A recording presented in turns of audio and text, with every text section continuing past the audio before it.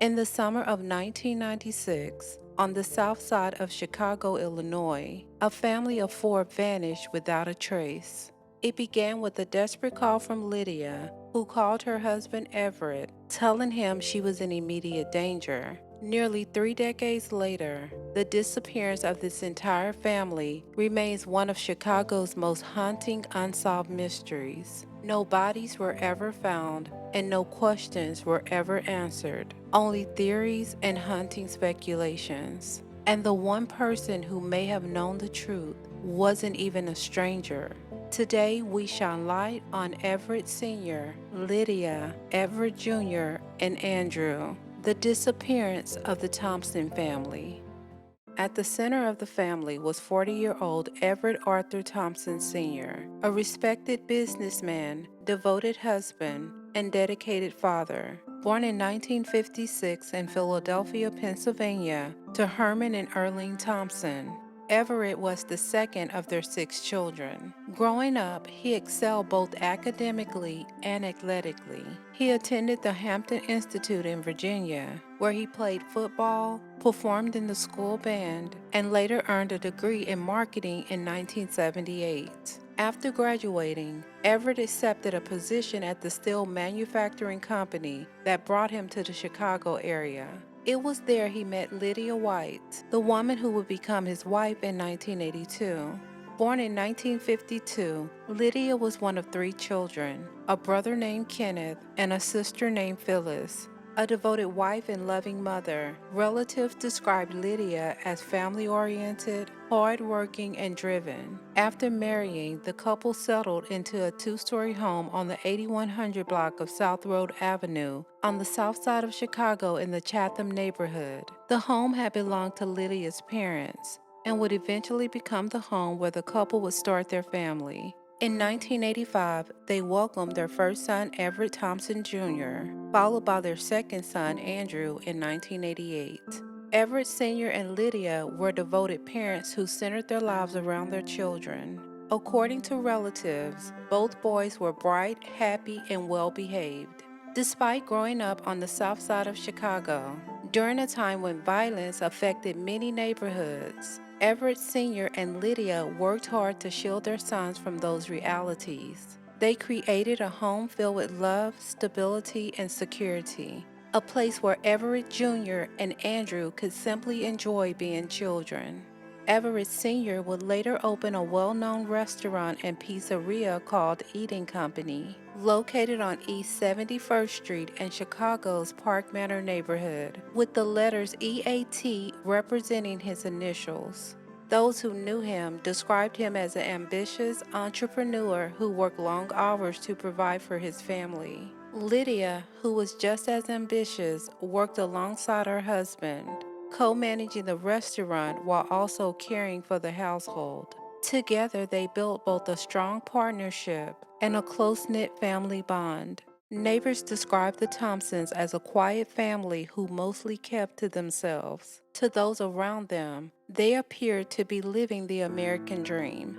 A successful family, a thriving business, and 2 children with bright futures. From the outside, everything seemed ordinary. But just a few years later, events would quietly be unfolding behind the doors of their home and would forever alter the lives of everyone connected to the Thompson family.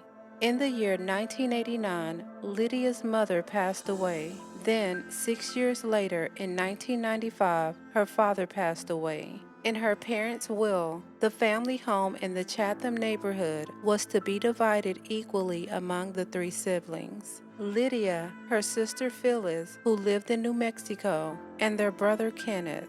At the time of their father's death, Kenneth was serving a prison sentence. Because he was incarcerated and Phyllis was not local, Lydia stepped in as sole executor of their parents' estates. Court records indicate she handled the estate's financial responsibilities, including paying outstanding property taxes, maintaining the home, and covering funeral expenses. After those obligations were met, she distributed the remaining inheritance equally among herself and her siblings. According to Phyllis, Lydia and Kenneth were at odds over the inheritance, and Kenneth grew increasingly resentful during his time in prison. He believed their father had left him more money than Lydia had distributed, and was convinced he had been cheated out of part of his inheritance. When Kenneth was paroled in February of 1996, the 42-year-old moved into the home with Lydia and her family. Described as a tall, lean man with short cropped hair and a beard, Kenneth was known for his intimidating presence and had a reputation for being mean. Relatives said Kenneth became the family's worst nightmare, a hostile freeloading house guest who contributed little while creating constant tension inside the home. He resented sharing the property with Lydia and her family, and because Kenneth legally owned 1/3 of the property, they had little ability to force him to leave. Family and friends later recalled the dynamic of the household completely transformed. It was no longer the comfortable, safe sanctuary the Thompson family once knew. It had become a place filled with conflict and fear. According to court records, on July 3rd, just a few months after Kenneth moved in, Lydia made a frantic call to the police. She reported that Kenneth was threatening her with an axe. But by the time the police responded to the residence, the confrontation had subsided. No arrest was made and Kenneth remained in the home. Then, 2 days later on July 5th, while at work, Everett Sr. was on the phone talking to his father Herman about an upcoming family trip to Philadelphia. The conversation was completely normal until Everett received another call. After briefly switching over, he returned to tell his father it was Lydia. According to Herman, Everett stated that Lydia was terrified and pleaded with him to come home immediately, saying Kenneth was once again chasing her through the house with an axe and she had barricaded herself into a bedroom. Without hesitation, Everett ended the call, informed the manager that he had to leave, and rushed out of the restaurant at approximately 3 p.m. About 2 hours later, at around 5 p.m., Kenneth unexpectedly arrived at the restaurant driving the family's van. He told the manager that Everett had been arrested after being involved in a car accident. But something immediately caught the manager's attention. Kenneth was wearing white sneakers stained with spots of red substance. The following day, July 6, Everett failed to report to work. When repeated attempts to reach him was unsuccessful, concerned employees contacted the Chicago Police Department to determine which jail he had been taken to. The police informed them that there was no record of Everett being arrested or involved in an accident. Meanwhile, back in Philadelphia, Everett's father Herman was growing increasingly worried. After repeatedly calling the family's home without an answer, he attempted to file a missing persons report. But because he was calling from out of state, the Chicago Police Department declined to accept the report. Instead, the family pleaded with the officers to conduct a welfare check. When officers arrived at the residence, Kenneth answered the door and was home alone. He told police that Everett, Lydia, and the boys had unexpectedly traveled to Philadelphia. Accepting what Kenneth said, officers relayed the information to Everett's family and closed the welfare check without further investigation. Initially, the family tried to stay calm. They knew Everett devoted long hours to running his restaurant, and it wasn't unusual for several days or even a week to pass without a phone call. Although Herman remained uneasy after Lydia's frantic call days earlier, he assumed Everett had gone home, addressed the situation, and returned to his demanding work schedule. He expected the family would soon head to Philadelphia to visit as planned. But as more time passed by with no contact from Everett, Lydia, or the boys, they started to realize that something was terribly wrong. Frustrated by the lack of action, Everett's parents and other relatives decided to investigate themselves. They traveled nearly 800 miles to Chicago and arrived on July 17th, 12 days after Herman and Everett last spoke. They first stopped by and spoke with the employees at Eating Co., hoping someone had seen or heard something. But they learned that Everett had not returned to work since July 5th. When they went to the family's home, it was nearly empty. The furniture was gone, the rooms were stripped bare, and only black garbage bags filled with clothing remained inside. The family of four, nor Kenneth, was nowhere to be found. Convinced that something had happened, Everett's family went to the police station. Now that they were physically present in Chicago, they were finally able to file an official missing persons report for Everett Sr., Lydia, Everett Jr., and Andrew, and what would become one of the city's most disturbing family disappearances. In the weeks following the Thompson family's disappearance, the Chicago Police Department interviewed Kenneth White multiple times, but with no bodies, no eyewitnesses, and no direct physical evidence to prove foul play had occurred. Detectives said they lacked the probable cause needed to make an arrest. For months, Kenneth constantly gave neighbors, friends, and investigators different stories about the family's whereabouts. At first, he claimed Everett had driven Lydia and the boys to Philadelphia in the family's van. Later, he said they traveled by bus. Then, he insisted they had gone to Minneapolis. At another time, he even claimed they were on vacation in Hawaii. Each version contradicted the last, raising even more suspicion.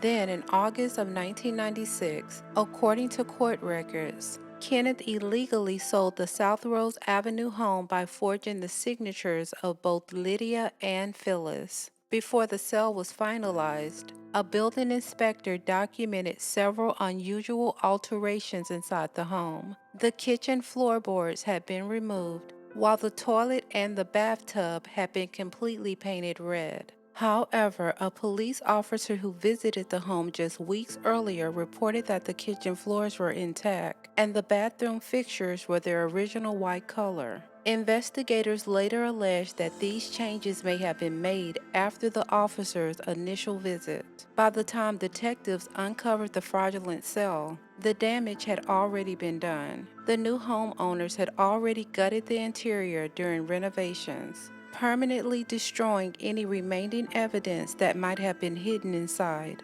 After receiving the money from selling the home, Kenneth left Illinois and relocated to a secluded mobile home in Gary, Indiana. Then in November of 1997, local authorities detained Kenneth for violating conditions of his parole after he failed to register his Indiana address as required. Although he was briefly released, federal investigators were already building a separate case against him. On December 4, 1997, FBI agents arrested Kenneth for federal bank fraud. Investigators said he attempted to steal more than $13,000 from the Thompson family's assets by forging Lydia's signature on a city bank check. But according to investigators, he made a critical mistake. Kenneth signed the check using Lydia's maiden name, Lydia White, instead of her legal married name, Lydia Thompson. The discrepancy immediately raised red flags and the bank alerted authorities. When Kenneth was arrested, investigators also recovered the Thompson family's missing van. For approximately 17 months, he had been driving the vehicle completely unbothered. Then, due to an oversight in the investigation, the van was never searched or preserved. Instead, during the time Kenneth was in custody, it was eventually sold to a local salvage yard and turned into scrap metal, permanently destroying any potential evidence. More than a year after the Thompson family disappeared, investigators executed a search warrant for Kenneth's mobile home. Beneath the mobile home, hidden inside the crawl space, they found a pair of men's athletic shoes and a child's sock.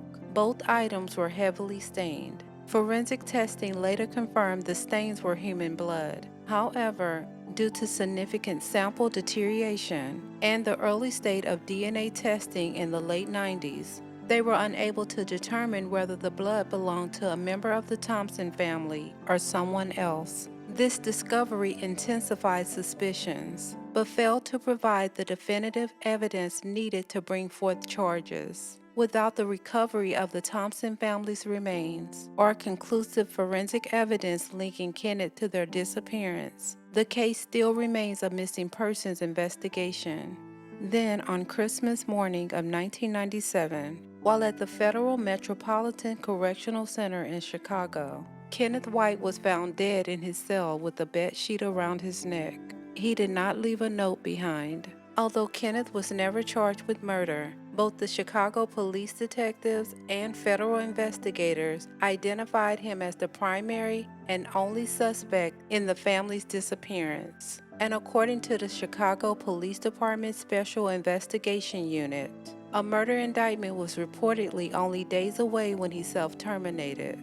Investigators believe the Thompson family was likely murdered on or around July 5th, but despite extensive searches, no human remains were ever found. Many believe the answers about what happened to 40-year-old Everett Sr., 43-year-old Lydia, 11-year-old Everett Jr., and 8-year-old Andrew were buried with Kenneth when he died. A hard-working all-American family simply vanished, leaving behind decades of unanswered questions and loved ones still searching for the truth. The Chicago Police Department faced criticism over its initial response to the family's disappearance. The agonizing delay in the investigation of the Thompson family remains a systemic crisis that still affects the city of Chicago today. Their case highlighted concerns that disappearances involving Black victims often receive delayed responses, fewer investigative resources, and less public attention compared to similar cases involving white victims. Until the disparities and racial biases in these investigations are fully addressed, many fear that the systemic failures will continue to leave hundreds of Black families searching for answers. No story should be forgotten, no voice should go unheard. Sending my deepest condolences and prayers to the family and friends. May Everett Sr., Lydia, Everett Jr., and Andrew, the Thompson family, rest in peace. Until the next time, I'm Lock Jewel, and thank you for watching Shades of Crime. Please like, comment, and subscribe, and remember to pray. God's listening.